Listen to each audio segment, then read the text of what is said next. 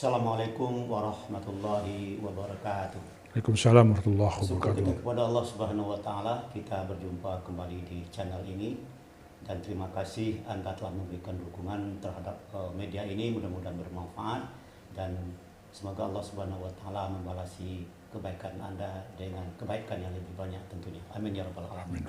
Kembali saya bertemu dengan Bapak Dr. Haji Asyari Nur SHMM. Ini hampir lupa pula nih karena banyaknya embel-embel yang ia miliki ya. Di Dr. Haji Asyari Nur SHMM. Assalamualaikum Pak Asyari. Waalaikumsalam warahmatullahi wabarakatuh. Hari ini kita punya kesempatan ya Pak Asyari untuk kembali berbicara sesuatu yang mungkin sangat dibutuhkan juga oleh masyarakat kita, terutama hari ini soal pendidikan. Pak Asyari, dulu pernah Pak ungkapkan bahwa bagi saya pendidikan itu adalah semacam urat nadi. Apa maksudnya Pak Asyari? Pendidikan itu memang menjadi urat nadi untuk pembangunan suatu daerah dan urat nadi dari pengkaderan bangsa, pembangunan bangsa. Maka justru itu kemanapun saya pergi, dimanapun saya berada, sepanjang saya mampu, curahan hati saya selalu tentang memanage dan mengadakan dunia pendidikan yang dibutuhkan oleh masyarakat. Dan itu memang dulu orang tua kehidupannya begitu, mendirikan sekolah untuk masyarakat dan tidak pernah menikmati dari apa yang dia dirikan. Dia hanya mendirikan sekolah dan dinikmati oleh masyarakat banyak. Akan ada juga yang mendirikan sekolah langsung dia hidup di situ. Nah, berbeda dengan orang tua saya, mendirikan sekolah, dia tidak hidup di situ. Mungkin itu juga ada yang terlahir dari diri saya sendiri. Itulah kemungkinan kemudahan-kemudahan itu sekarang di mana-mana saya dapati karena memang begitu saya mulai bertugas di Bengkalis, maka dunia pendidikan itu menjadi perhatian saya sendiri. Jadi semenjak Pak Asyari bertugas di Bengkalis itu di era 90-an mungkin ya? 89, 85. 85, mulai diangkat sebagai PNS waktu itu. Sudah berapa banyak itu sekolah yang Pak dirikan? Nah, kalau sampai sekarang, tahun 88 itu saya mendirikan Madrasah Aliyah Al-Kautsar di Bengkalis. Bersamaan berdirinya Sekolah Tinggi Agama Islam di Bengkalis. Karena pada waktu itu satu-satunya sarjana tahun 85 yang ada di jajaran Kementerian Agama Kabupaten Bengkalis itu saya sendiri. Memang ada satu guru di Duri. Tapi di jajaran Kementerian Agama hanya sarjana, S1 saya sendiri. Apalagi kantor bupati. Nah, kantor bupati waktu itu ada sarjana satu yang baru selesai, itu disambut dengan kompang. Nah, begitulah mahalnya, susahnya mencari S1 zaman itu. Sedangkan daerah-daerah lain sudah banyak. Mengapa daerah Bengkalis terlambat? Karena memang dia daerah pulau. Maka justru itu tahun 88 saya mulailah merintis itu, berdirinya MAN, negeri belum ada waktu itu. Saya dirikan Madrasah Aliyah, kemudian saya dirikan Sekolah Tinggi Agama Islam, dan secara bersamaan setahun setelah itu saya dirikan pula, 2 tahun setelah itu saya dirikan pula Fakultas Hukum cabang Bengkalis. Pemikiran saya bahwa SDM di Kabupaten Bengkalis itu baik jajaran Pemda maupun jajaran Departemen Agama, kemudian jajaran pendidikan itu bisa memberikan kesempatan untuk menjadi sarjana. Nah, apalagi tidak lama setelah itu syarat untuk menjadi kepala sekolah yang di madrasah-madrasah itu harus sarjana. Jadi alhamdulillah walaupun Kabupaten Bengkalis itu terjadi pulau-pulau, maka ada beberapa tempat sesuai dengan ketentuan membolehkan. Ada beberapa tempat yang kita dirikan, STAI Bengkalis, kemudian ada juga lokalnya di Sungai Apit.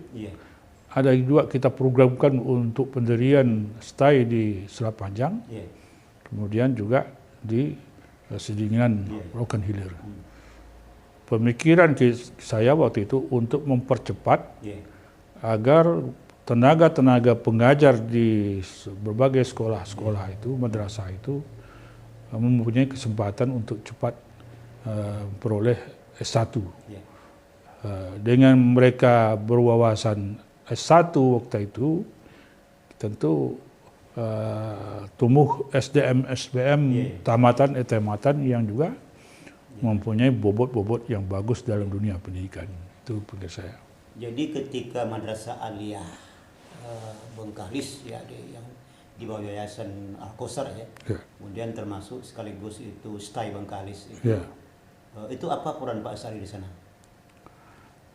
Saya kan sebagai waktu itu ketua Yayasan Al-Kausar.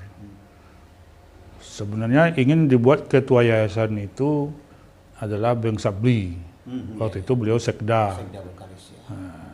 Tapi mengingat bahwa orang akan bangga kalau menaikkan ijazah perguruan tinggi itu adalah orang Sekda. Artinya orang pemerintahan, bangga dia punya ijazah. Sedangkan kita pada waktu itu kan belum ada apa-apa. Berunding sama beliau, biarlah beliau sebagai ketua atau namanya dekan di Sekolah Tinggi Ilmu Tarbiyah itu, yang nanti akan menaikkan ijazah. Dia ketua, saya ketua yayasan. Tadi sebenarnya maunya saya ketua di yayasan, saya di ketua STAI, tapi diri saya waktu itu belum percaya diri untuk menaikkan suatu ijazah perguruan tinggi. Itu. Jadi kebanggaan orang yang menaikkan ijazah kita itu kan ada juga. Jadi supaya masyarakat kuat untuk minat belajar, maka kami dan Pak Sekda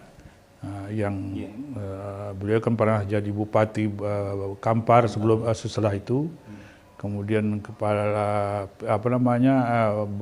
Biro Kepegawaian Provinsi pada waktu itu, sesudah itu.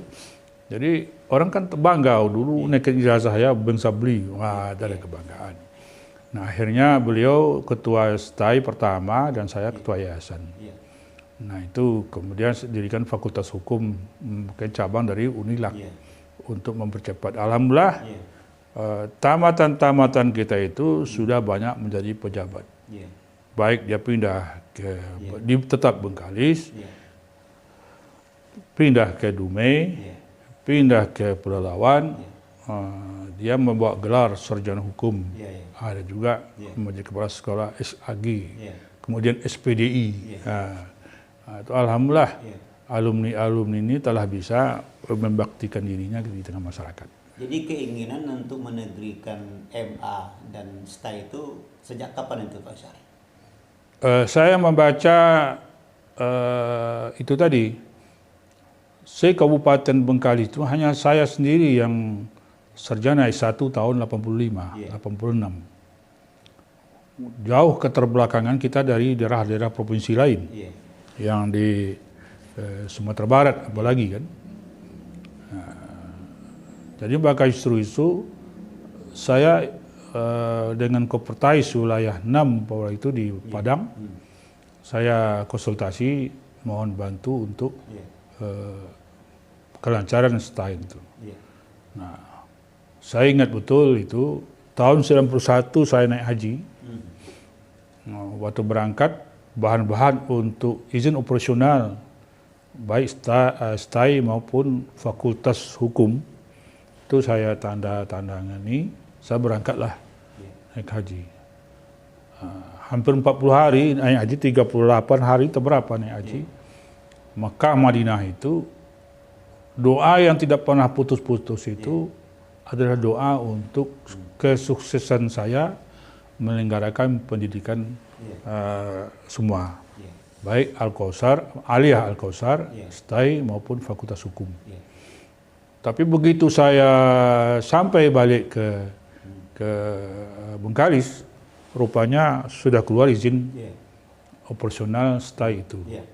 Begitu saya sampai ke pelabuhan Bengkalis, saya tanya sama almarhum, yaitu Pak Rahman Jalil yang sebagai KTU, macam mana izin apa? Alhamdulillah nantilah kita cerita. Rupanya kedua-duanya baik Fakultas Hukum maupun STAI sudah keluar izin operasionalnya. Tidak lama bertahun selama itu selat panjang itu kita usulkan negeri kemarin itu aman keluar SK-nya 2 kali.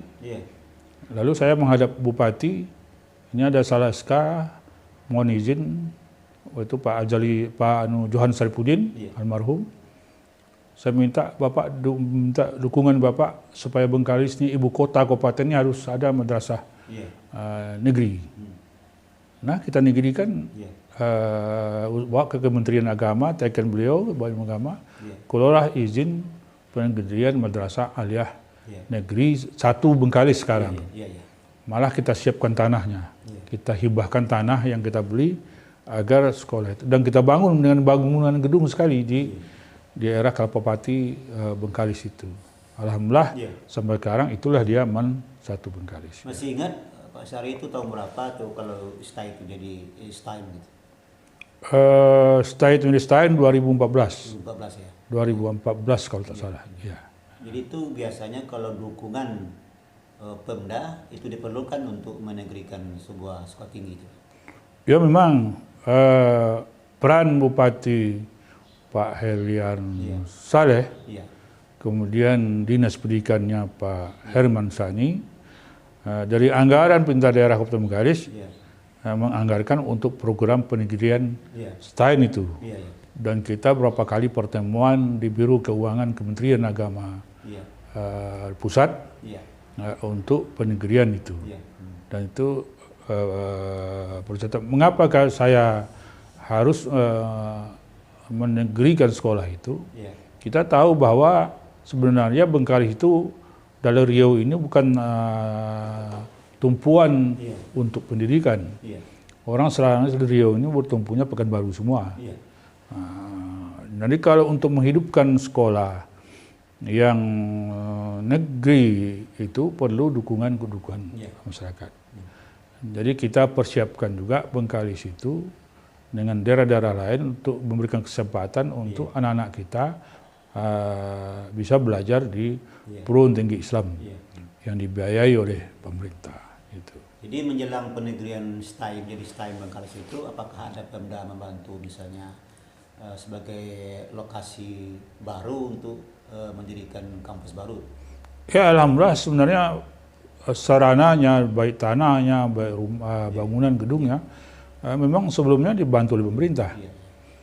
Jadi kita karena itu aset pemerintah daerah cukup banyak bantu, maka kita wajar pula lah membantu pemerintah daerah, negara untuk menyerahkan itu kepada negara. Jadi memang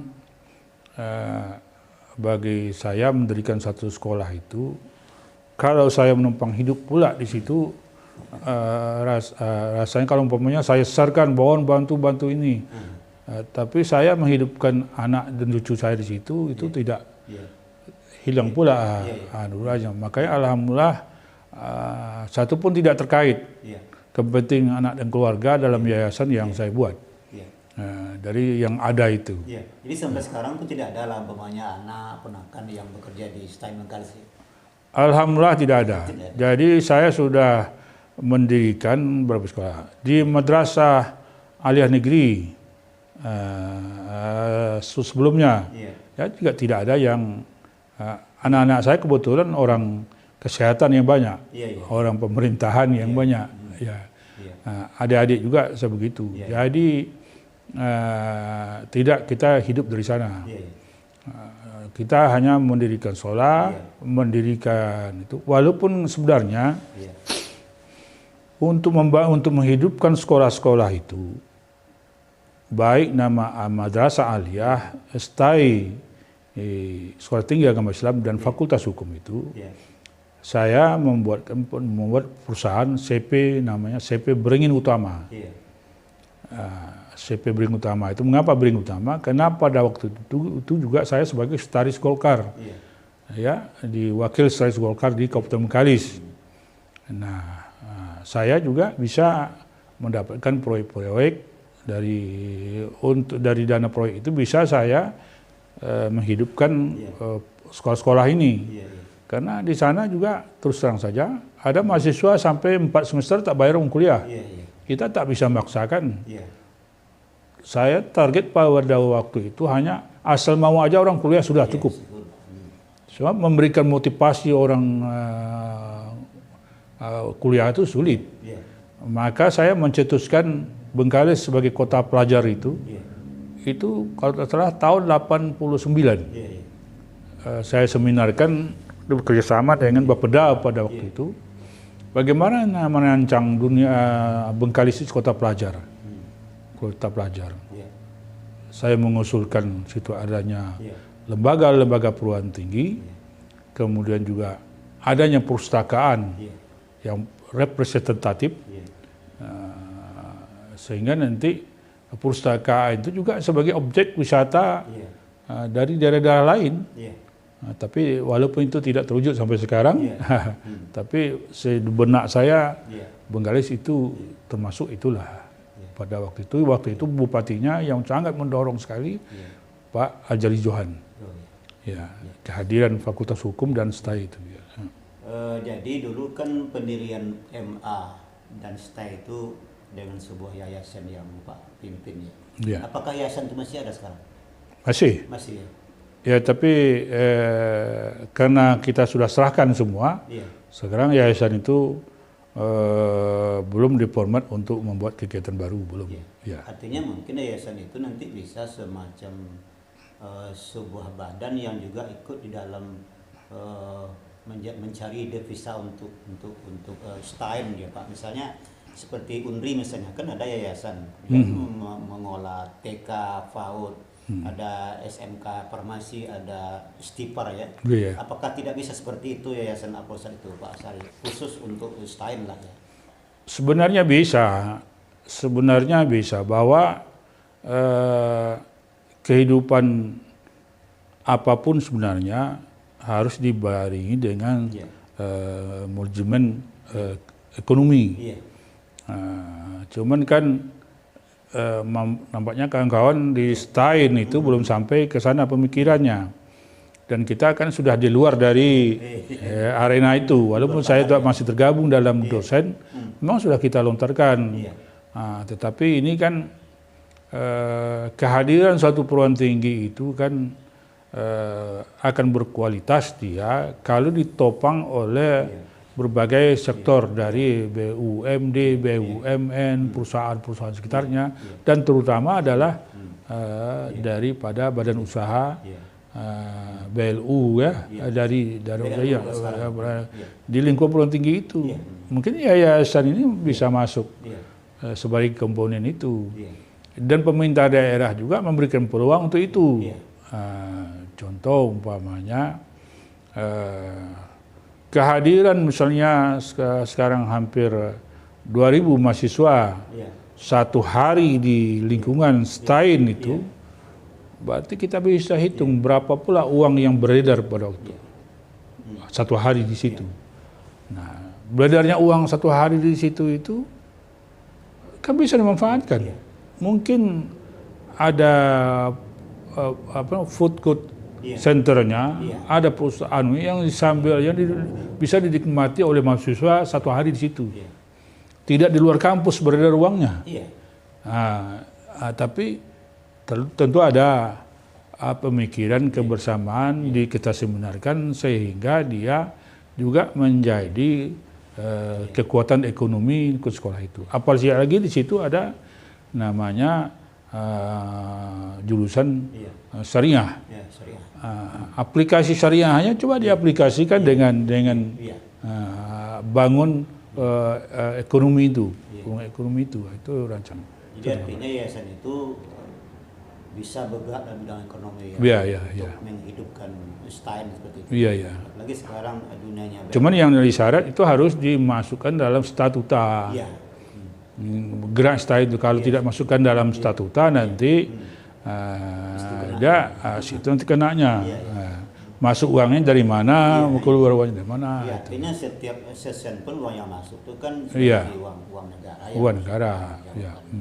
Dan sekarang memang zamannya BLU itu memang setiap perguruan tinggi memang harus jeli untuk membaca potensi apa saja. Nah terakhir saya dengar Bapak pernah dinobatkan sebagai tokoh pendidikan Bengkalis, betul tidak Pak?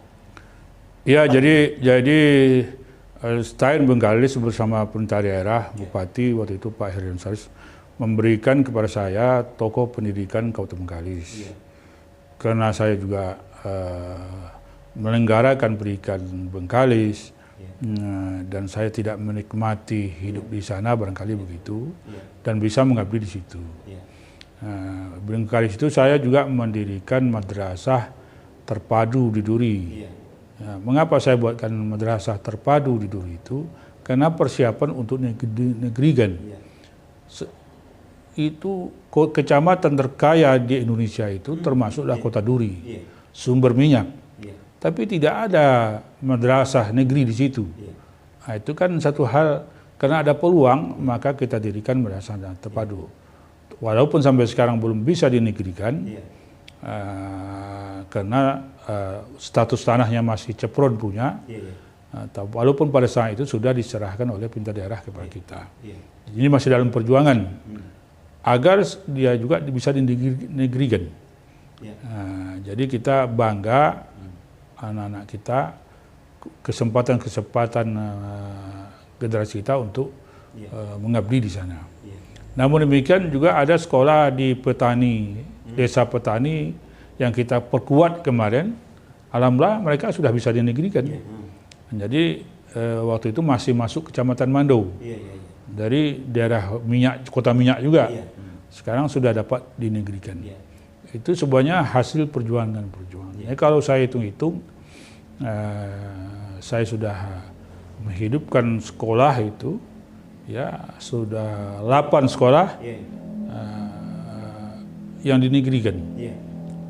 STAIN-nya, aliyahnya, MTS-nya, SMP-nya, itu sudah dinegerikan. Termasuk di kampung saya sendiri namanya Nurul Watan, yang didirikan oleh ayah saya dulu, dan saya waktu jadi ke Kanwil masih sempat membantu untuk kelengkapan sekolahnya, gedung-gedungnya. Alhamdulillah sekarang sudah negeri. Sudah negeri. Nah, jadi mudah-mudahan itulah kemungkinan saya dinobatkan sebagai tokoh pendidikan. Dan saya telah menyampaikan format pendidikan ke depan itu kayak apa, sesuai Kabupaten Bengkalis. Saya kemarin kan pernah menjadi pembicara pada acara di Bengkalis, acara wisuda STAIN Bengkalis itu. Coba bayangkan, satu sekolah dulu nama STM di Duri itu, dan di situ ada perusahaan besar namanya Caltech dulu. Dan satu batang baut pun STM itu tidak dimanfaatkan oleh perusahaan di sekitarnya untuk menjadi program kerjasama dengan STM itu. Itu kan satu hal yang ganjil. Padahal STM zaman dulu bisa membuat baut, di mana-mana bisa membuat kelengkapan pertanian, tetapi baik namanya perusahaan, baik pemerintah daerah, tidak satupun memanfaatkan sekolah itu sebagai mendorong geraknya pembangunan di daerah. Nah, inilah suatu hal yang perlu kita memimpin itu banyak orang yang bisa, menjadi bupati itu banyak orang yang bisa. Ya, tapi mengaitkan kehadiran perusahaan dengan jumlah masyarakat yang banyak membutuhkan kerja itu tidak banyak orang tahu. Ya, bagaimana supaya orang biasa punya bekerja? Semua orang bisa jadi apalagi sekarang ini kita dituntut bagaimana menjadikan sumber daya manusia kita ini connect dengan kepentingan daerah yang ada di sekitarnya. Itu gambaran bikin saya pada waktu itu. Maka justru itu ketika saya jadi Kakanwil, saya selalu menyebutkan kebanggaan kita menamatkan madrasah itu bukan banyaknya, tapi kualitasnya. Berapa orang yang masuk perguruan tinggi ternama, lulus dia tes. Semakin banyak dia lulus perguruan tinggi ternama, berarti kualitas sekolah kita itu sudah maju. Semakin banyak dia terima di perguruan tinggi, itu berarti semakin banyak sekolah kita itu berbobot. Itu kuncinya. Nah, maka justru itu kepala-kepala aliyah dulu saya bawa ke Pare sana. Macam mana Pare itu menjadikan kampung bahasa Inggris. Nah, alhamdulillah guru-guru ini termotivasi ke aliyah Taluk Kuantan membuat kampung Inggris. Dan anak-anaknya dikhususkan ke Pare sebenarnya. Dan di model Pekanbaru, kota Pekanbaru itu dibuat kelas khusus yang baik, semuanya dikumpulkan, diasramakan, ditambah guru apanya. Ternyata alhamdulillah anak baik itulah yang masuk lulus butuh di perguruan tinggi kita, termasuk perguruan tinggi. Jadi menghadirkan suatu lembaga pendidikan dari hari ke hari harus dibaca oleh badan pendidikan. Saya kemarin terakhir masuk sebagai badan pendidikan, apa namanya itu, di Dewan Pendidikan di Bengkalis, itu juga itu. Bagaimana anak kita ini tamat dengan banyak, bagaimana anak kita ini terkoneksi dengan perusahaan yang ada di lingkungan. Kalau kita tidak mengantarkan anak kita bisa terkoneksi dengan perusahaan-perusahaan sekitarnya, itu kita belum berhasil. Namanya mengelola pembangunan kabupaten. Itu saya bilang itu tadi. Orang bisa jadi bupati banyak, tapi orang belum bisa tahu bagaimana itu. Hanya dengan perencanaan, dengan pengelolaan yang bagus itu belum tahu. Maka kita harus giring itu semua. Itu maksud saya. Nah baik Pak Sari, terakhir nih, kalau misalnya Bengkalis pisah dengan Duri, artinya Duri itu jadi kota sendiri ya tingkat 2 itu. Berapa sekarang jumlah madrasah yang ada di kota Duri itu? Untuk pisah-pisah itu kan kalau kekuatan Duri itu bisa-bisa. Dengan unsur kecamatannya sudah terpenuhi umpamanya. Kemudian juga pendapatan asli daerahnya sudah terpenuhi. Tetapi juga secara kemungkinan tidak terpenuhi pula induknya. Dari pertimbangan politis, pertimbangan efisiensi daerah, kita juga tak dapat pula mencampuri urusan itu. DPR, Bupati, DPR tentu dialah yang lebih tahu ya. Tapi memang otonomi daerah atau pengembangan daerah itu memang mempercepat dari kemajuan suatu daerah. Tapi bisa juga menjadi pemborosan. Harusnya bisa dikelola satu orang, satu daerah, jadi 2 arah, satu operasional pemerintah tingkat 2 itu berapa pula biaya operasionalnya? Tercukup tidak? Gaji DPR-nya berapa, gedung DPR berapa, bupatinya berapa, aparat berapa? Itu juga menjadi pertimbangan. Kalau akan menjadikan satu hal yang mubazir, justru banyak pula mengurus urusan pemerintah sehingga rakyat tidak terlalu terbangun, itu juga jadi pertimbangan. Itu tentu DPR kita lebih paham dengan itu.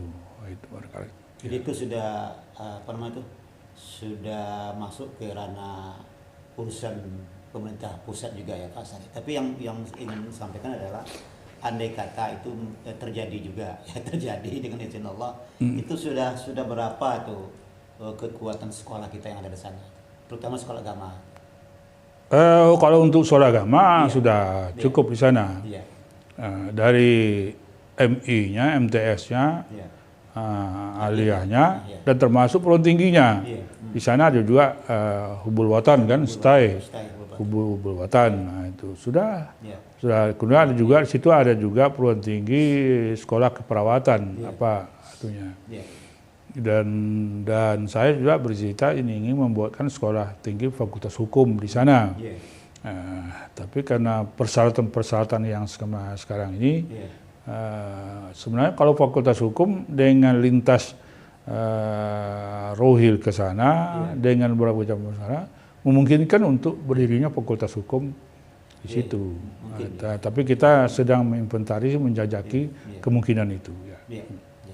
Nah baik, Ustaz Ari, cukup jelas apa yang menjadi harapan kita dari sektor pendidikan di Bengkalis, termasuk di Duri, yang masih merupakan bagian daripada Kabupaten Bengkalis.